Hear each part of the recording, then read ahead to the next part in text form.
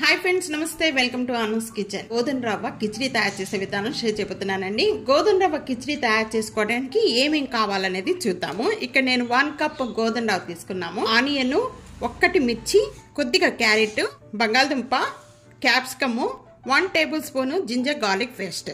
ఇక్కడ తాలింపులోకి వేసుకోవడానికి కొద్దిగా మిరియాలు, మినపప్పు తీసుకునే విధానం చూద్దాం. నేను 1 టేబుల్ స్పూన్ గీ యాడ్ చేశాను.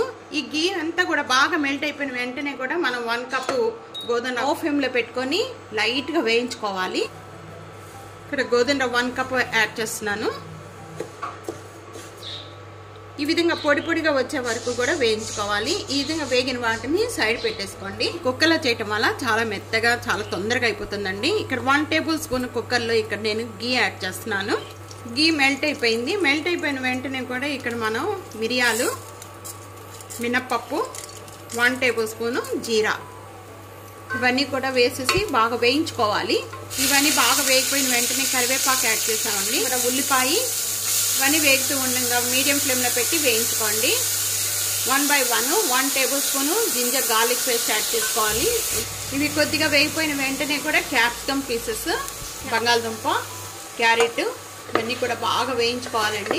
వెజిటేబుల్స్ కొద్దిగా వేగిపోయిన వెంటనే కూడా ఇక్కడ సాల్ట్ యాడ్ చేస్తున్నాను. 1.5 టేబుల్ స్పూన్ సాల్ట్ యాడ్ చేస్తున్నాను. 1/2 టేబుల్ స్పూన్ పసుపు, 1 table spoon red chilli powder, కారం ఇవన్నీ యాడ్ చేసిన వెంటనే కూడా ఇవంతా బాగా కలుపుకోవాలి ఒకసారి.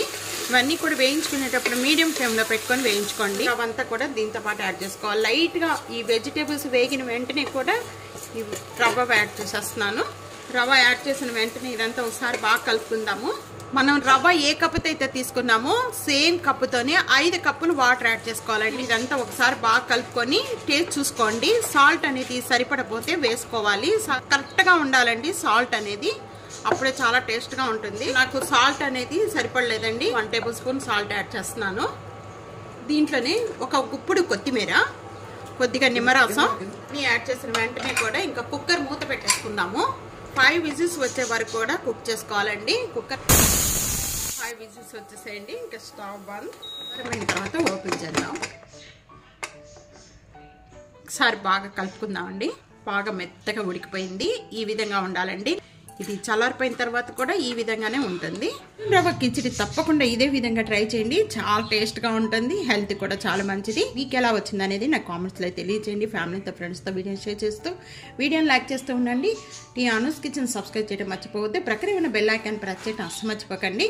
Thank you for watching.